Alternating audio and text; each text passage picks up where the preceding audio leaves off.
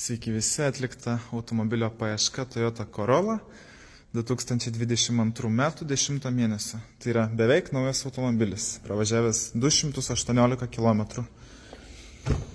Dar vis su gamyklinė Toyotos garantija. Pilnai tvarkingas, kiekvienas centimetras patikrintas. Nerasta nei vieno rimto įbrėžimo ar kažkokio kito defekto. Pridedamos vasarinės padangos, dabar uždėtos žieminės, jau paruošta kaip ir žiemai. Kodėl perkamas ir tikrinamas toks apynaujas automobilis?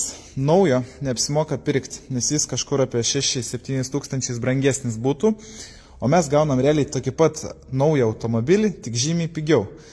Bet tikrinant tokį automobilį labai svarbu nustatyti jo būklę, ar jis nebuvo daužtas, ar jo rida tikra, patikrinti kiekvieną centimetrą to automobilio ir išsiaiškinti, ar tikrai galioja gamyklinė garantija, kas yra labai svarbu.